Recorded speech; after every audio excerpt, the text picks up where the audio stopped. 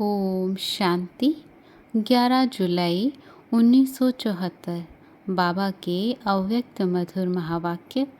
मुरली का टाइटल है मुरली में दी गई डायरेक्शन से ही सर्व कमियों से छुटकारा। बाबा कहे, अपने को महादानी सर्व शक्तियों के अधिकारी त्रिमूर्ति बाप द्वारा प्राप्त हुए तीनों तत्वशीन समझते हो। तीन तख्त कौन से हैं? एक है बेगमपुर के बादशाह बनने का साक्षी स्थिति में स्थित होने वाला साक्षीपन का तख्त। दूसरा है पावरफुल मास्टर सर्वशक्तिमान बाप समान सबूत बनने वालों का बाप का दिल रूपी तख्त। तीसरा है भविष्य विश्व महाराजन का तख्त। क्या इन तीनों तख्तों के अधिकारी बने हो? तीनों तख्तों के अधिकारी की वर्तमान स्टेज कौन सी है? तीनों तख्तों की तीन विशेषताएं सुनाओ। बाबा कहे, साक्षीपन के तख्त की मुख्य निशानी कौन सी होगी? वह सदैव हर कदम हर संकल्प में बाप दादा को सदा साथी अनुभव करेंगे। जितना साथीपन का अनुभव होगा उतना ही अचल अडोल और अतीन्द्रिय सुख में रहेंगे। उनका हर बोल बाप के साथ दिखाई देगा। जैसे बाप दादा प्रैक्टिकल में सदा के साथी ऐसे हैं जिसे आप अलग करना चाहो तो भी कर नहीं सकते। जैसे दोनों साथियों के साथ का कभी कभी ऐसा भी अनुभव करते हो कि दो हैं व एक है, ऐसे ही दो का साथ एक समान हो। एक ही नहीं लेकिन एक समान। समान को लोगों ने समाना कह दिया है। वैसे अपने को क्या बाप दादा के साथी अनुभव करते हो? फॉलो फादर करते हो? जब फॉलो फादर है तो साक्षीपन और साथीपन का अनुभव हर सेकंड व हर कदम में होना चाहिए। ऐसे साक्षीपन के अनुभवी ही तकनशीन होते हैं। दूसरा, बाप के दिल तकनशीन वह होगा जो सपूत होगा, अर्थात बाप दादा को मनसा वाचा कर्मणा व तन मन धन सब बातों में फॉलो करने का सबूत देगा। तीसरा है विश्व महाराजन बन विश्व के राज्य के तकनशीन बनने का। वह ना सिर्फ कर्मेंद्रिय जीत लेकिन वह साथ साथ प्रकृति जीत भी होगा। ऐसा विकर्मा जीत, कर्मेंद्रिय जीत, प्रकृति जीत, जगत जीत बनता है। क्या ऐसे तीनों तकनशीन बने हो? अगर तीनों तख्त के अधिकारी बन गए तो ऐसे अधिकारी बाप के पास किसी भी प्रकार की क्यू में नहीं होंगे। जो कोई भी क्यू में है तो उन्हें किसी भी प्रकार के अधिकार की प्राप्ति नहीं। आज बाप दादा हर एक क्यू वाले को रिस्पॉन्स दे रहे हैं। भिन्न भिन्न प्रकार की अर्जी डालते हो कि यह कर दो वह कर दो। ऐसी अर्जी डालते हो तो यह याद नहीं आता कि बाप दादा बच्चों को स्वयं से भी ज़्यादा हर कार्य में आगे रखता है। जब सर्व शक्तियाँ अर्थात पावर्स बच्चों को दे दी हैं तो ऐसे बालक सो मालिक अर्जी क्या डालते हैं? जैसे बाप कोई की भी बुद्धि का ताला खोल सकता है, वो संस्कार को बदल सकता है, तो क्या आप लोग नहीं कर सकते हो? आप लोगों की बुद्धि का ताला खुला है, इसमें तो ना नहीं कहेंगे ना। बाप दादा ने हर एक को बुद्धि का ताला खोलकर अनुभवी बनाया है ना। जैसे आप लोगों का बाप ने खोला, अनुभव कराया, तो अनुभव की हुई बात क्या स्वयं नहीं कर सकते हो?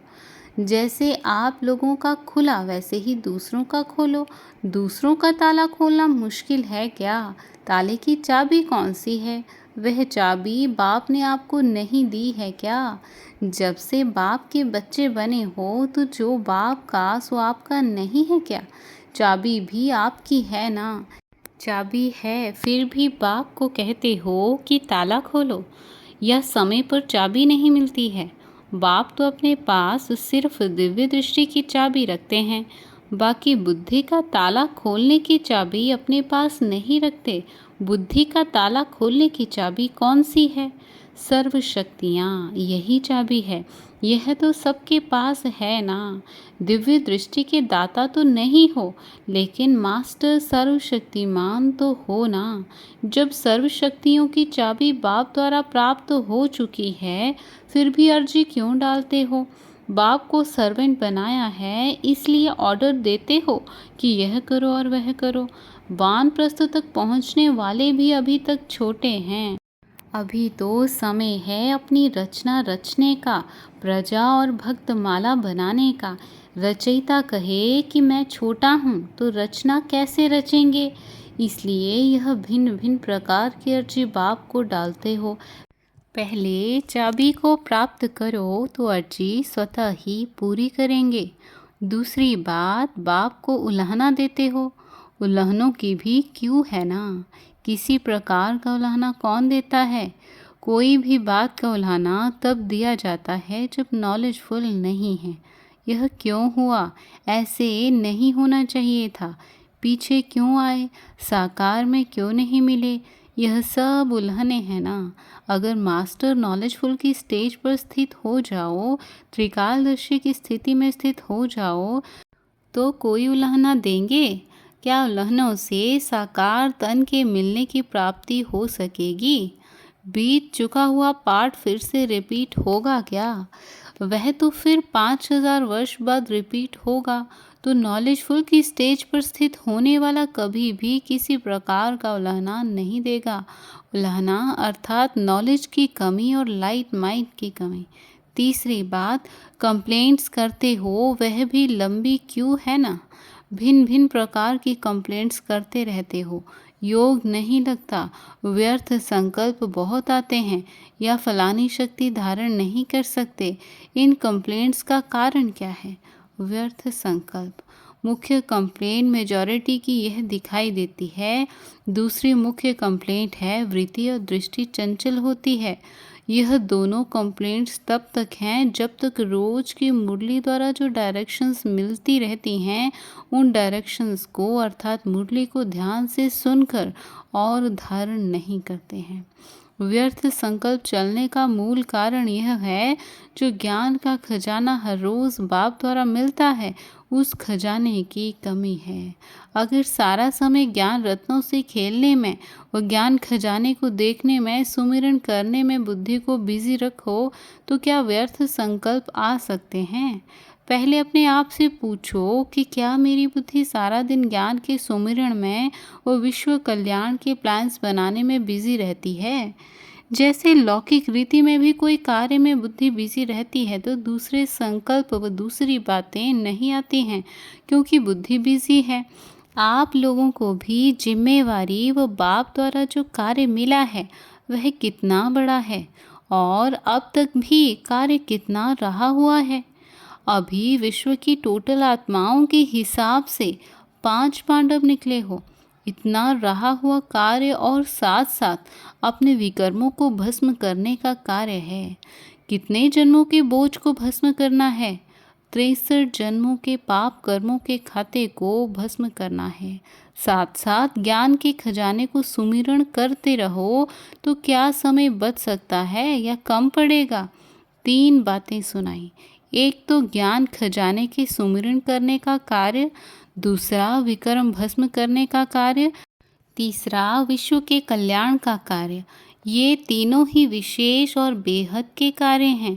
इतना बुद्धि का काम होते हुए भी बुद्धि फ्री कैसे रहती है? फुर्सत कैसे मिलती है आप लोगों को? विश्व के कल्याण का कार्य समाप्त कर लिया है क्या? विक्रम भस्म कर लिए हैं क्या? इतनी कारोबार चलाने वाले व इतने बड़े कार्य के निमित्त बनी हुई आत्माएं फ्री रहें, तो उसको क्या कहा जाए? अपने कार्य की नॉलेज नहीं व स्वयं को चलाने की नॉलेज नहीं, या अपनी दिनचर्या को सेट करने की नॉलेज नहीं। आजकल उस गवर्नमेंट के छोटे छोटे क्लर्क भी टाइम टेबल सेट कर सकते हैं, तो क्या आप मास्टर नॉलेजफुल, मास्टर सर्वशक्तिमान अपना टाइम टेबल सेट नहीं कर सकते? क्योंकि आप स्वयं को अपनी सीट पर सेट नहीं करते हो, इसलिए अपसेट होते हो। अतः रोज अमृत वेले बाप से मिलन मनाने के बाद व रूह रूहान करने के बाद रोज का टाइम टेबल सेट करो। जैसे स्थूल काम का प्रोग्राम सेट करते हो वैसे व्यवहार के साथ परमार्थ का प्रोग्राम भी सेट करो। व्यर्थ संकल्प चलना अर्थात ताजधारी नहीं बने हो। ताज है जिम्मेवारी का, स्वयं की जिम्मेवारी और विश्व की जिम्मेवारी। अगर अब भी बार बार ताज को उतार देते हो, वो ताजधारी नहीं बन सकते हो, तो भविष्य में ताजधारी कभी बन नहीं सकते। अभी से तख्तधारी बनने की प्रैक्टिस चाहिए। साक्षीपन का तख्त और बाप दादा के दिल का तख्त। तो अभी से ताज और तख्तधारी बनेंगे, तब भविष्य में भी ताज और तख्त प्राप्त कर सकेंगे। अपना टाइम टेबल सेट करो, वो स्वयं ही स्वयं का शिक्षक बन स्वयं को होमवर्क दो। जैसे शिक्षक स्टूडेंट को होमवर्क देते हैं ना, इसमें बुद्धि बिजी रहे। इस प्रकार रोज अपने को होमवर्क दो और फिर साक्षी होकर चेक करो कि होमवर्क में बिजी हैं या माया के आकर्षण में होमवर्क भूल गए हैं, तो फिर कंप्लेंट से समाप्त हो जाएगी। दूसरी बात है वृत्ति दृष्टि के चंचल होने की। प्रेजेंट समय भी मेजॉरिटी की रिजल्ट में देखें तो 50% अभी भी हैं जिनकी यह कंप्लेंट है। संकल्प में, स्वप्न में और कर्म में वृत्ति और दृष्टि चंचल होती है। वृत्ति और दृष्टि चंचल क्यों होती है? कोई भी चीज़ चंचल क्यों होती है? कारण क्या है? कोई भी चीज़ हिलती क्यों है? हिलने की मार्जिन है तब तो हिलती है। अगर वह फुल अर्थात संपन्न हो तो हिलेगी। तो दृष्टि और वृत्ति चंचल होने का कारण यह है, जो बाप ने स्मृति सुनाई उसके बजाय विस्मृति की मार्जिन है तब हिलती है, वो चंचल होती है। अगर सदा स्मृति स्वरूप हो, स्मृति संपन्न हो, तो वृत्ति और दृष्टि को चंचल होने की मार्जिन मिल नहीं सकती। इसके लिए बहुत छोटा सा स्लोगन भूल जाते हो। लौकिक में भी कहते हैं बुरा ना देखो, बुरा ना सोचो और बुरा ना सुनो। अगर इस स्लोगन को भी सदा स्मृति में रखो व प्रैक्टिकल में लाओ कि देह को देखना अर्थात बुरा देखना है, देहधारी प्रति सोचना व संकल्प करना यह बुरा है, देहधारी को देहधारी समझ उससे बोलना यह बुरा है। इसलिए अगर यह साधारण स्लोगन भी प्रैक्टिकल में लाओ तो दृष्टि और वृत्ति चंचल नहीं होगी। जिस समय वृत्ति और दृष्टि चंचल होती है तो उस समय स्वयं को यह समझना चाहिए कि क्या मैंने सर्व संबंधों की सर्व रसनाएं बाप द्वारा प्राप्त नहीं की हैं? कोई रस रह गया है क्या जिस कारण दृष्टि और वृत्ति चंचल होती है? जिस संबंध से भी वृत्ति और दृष्टि चंचल होती है, उसी संबंध की रसना यदि बाप से लेने के अनुभव करो तो क्या दूसरी तरफ दृष्टि जाएगी? समझो कोई मेल की फीमेल की तरफ दृष्टि जाती है या फीमेल की मेल की तरफ जाती है, तो क्या बाप सर्वरूप धारण नहीं कर सकता? साजन व सजनी के रूप में भी पाप से सजनी बन व साजन बनकर अतीन्द्र सुख का जो रस सदाकाल स्मृति में और समर्थि में लाने वाला है, वह अनुभव नहीं कर सकते हो। बाप से सर्व संबंधों के रस व स्नेह का अनुभव ना होने के कारण देहधारी में वृत्ति और दृष्टि चंचल होती है। ऐसे समय में बाप को धर्मराज के रूप में सामने लाना चाहिए और स्वयं को एक रौरव नरकवासी व विष्टा का कीड़ा समझना चाहिए और सामने देखो कि कहाँ मास्टर सर्वशक्तिमान और कहाँ मैं इस समय क्या बन गया हूँ। रौरव नरकवासी विष्टा का कीड़ा ऐसे स्वयं का रूप सामने लाओ और तुलना करो कि कल क्या था और अब क्या हूँ। तक नशीन से क्या बन गया हूँ, तख्त ताश को छोड़ क्या ले रहा हूँ, गंदगी। तो उस समय क्या बन गए? गंदगी को देखने वाला व धारण करने वाला कौन हुआ? गंदा काम करने वाले को क्या कहते हैं? बिल्कुल जिम्मेवार आत्मा से जमादार बन जाते हो। क्या ऐसे को बाप दादा टच कर सकता है? स्नेह की दृष्टि दे सकता है? अर्जी मान सकता है? कंप्लेंट को लहना सुन सकता है? इतने नॉलेजफुल होने के बाद भी वृत्ति और दृष्टि चंचल हो तो उसे भगत आत्मा से भी गिरी हुई आत्मा कहेंगे। भगत भी किसी युक्ति से अपनी वृत्ति को स्थिर करते हैं, तो मास्टर नॉलेजफुल भक्त आत्मा से भी नीचे गिर जाते हो। तो क्या ऐसी आत्मा की कोई प्रजा बनेगी? जमादार की कोई प्रजा बनेगी क्या? या वह स्वयं प्रजा बनेंगे।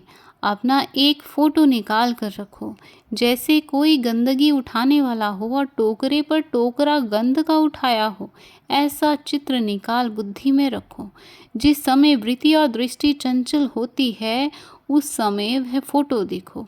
जैसे बाप दादा ने भविष्य प्रारब्ध की फोटो निकलवाई, क्योंकि चित्र को देख चरित्र स्मरण आएगा। ऐसा चित्र जब सामने आएगा तो क्या शर्म व लज्जा नहीं आएगी? एक तरफ मास्टर सर्वशक्तिमान का चित्र, दूसरी तरफ वह चित्र रखो तो अपने आप ही मालूम पड़ जाएगा कि हम क्या बन गए हैं। मास्टर सर्वशक्तिमान के आगे अभी तक भी वृत्ति और दृष्टि का चंचल होना शोभता नहीं है। पहली गलती तो यह है कि शरीर को क्यों देखते हो? तुमको तो मस्तक में आत्मा को देखना है ना। मस्तक में मणि है ना। मस्तक में मणि के बजाय सांप को क्यों देखते हो, जिससे विष की प्राप्ति हो जाती है? पहली गलती तो यह करते हो कि जो मस्तक के बजाय शरीर को देखते हो। कई कंप्लेंट्स करते हैं कि वातावरण और संग ऐसा है, साथी ऐसे हैं, दफ्तर में बिजनेस में काम करना पड़ता है, संपर्क में आना पड़ता है, संपर्क में आते बातचीत करते मस्तक के सिवाय और कहीं देखते ही क्यों हो? दूसरी बात, वातावरण के वशीभूत होने वाले अपने आप से पूछें कि हमने बाप के साथ साथ किस बात का ठेका उठाया है। ठेकेदार हो ना आप सब लोग। नरक को बदल कर स्वर्ग बनाना, प्रकृति के तमोगुण को सतोगुण में परिवर्तन करना, यह ठेका उठाया है ना। प्रकृति को बदलने वाले स्वयं ही बदल जाते हैं। ठेका उठाया है 5 तत्वों को बदलने का, और वशीभूत फिर वातावरण के हो जाते हो। जिस समय वातावरण के वशीभूत हो जाते हो, उस समय स्थूल उदाहरण सामने रखो। अगरबत्ती कब वातावरण के वशीभूत नहीं होती। वातावरण को बदलने के लिए अगरबत्ती है, तो अगरबत्ती बनाने वाला कौन? मनुष्य आत्मा। तो आपकी रचना में यह विशेषता है और रचयिता में नहीं। तो रचयिता हुए या कमज़ोर हुए, इस कंप्लेंट को भी अपनी स्मृति और युक्ति द्वारा समाप्त करो। मुख्य यह 2 कंप्लेंट्स हैं। जब किसी भी पार्टी से मिलते हैं तो यह कंप्लेंट ही विशेष होती है। इसलिए ड्रामानुसार बार बार यही बातें करना और बार बार बाप द्वारा यही शिक्षा मिलना, इसका भी हिसाब किताब बनता है। इसलिए ड्रामानुसार अब तक भी स्पेशल सर्विस लेना, यह भी पाठ समाप्त हो रहा है। इसमें भी रहस्य है। वही बात कई बार पूछते हैं। 1 वर्ष वायदा करके जाते हैं कि अगले वर्ष यह कंप्लेंट नहीं होगी। दूसरे वर्ष फिर दोबारा कहते हैं कि अगले वर्ष नहीं होगी। जो वर्ष बीता वह किस खाते में गया? समझते हैं कि बाप दादा को वायदा भूल जाता है। समझते हैं बाप दादा को क्या याद होगा। बाप दादा को सबके वायदे याद रहते हैं, लेकिन बाप दादा बच्चों का डिसरिगार्ड नहीं करते। सामने बैठ कहें कि वायदा नहीं निभाया, यह भी डिसरिगार्ड है।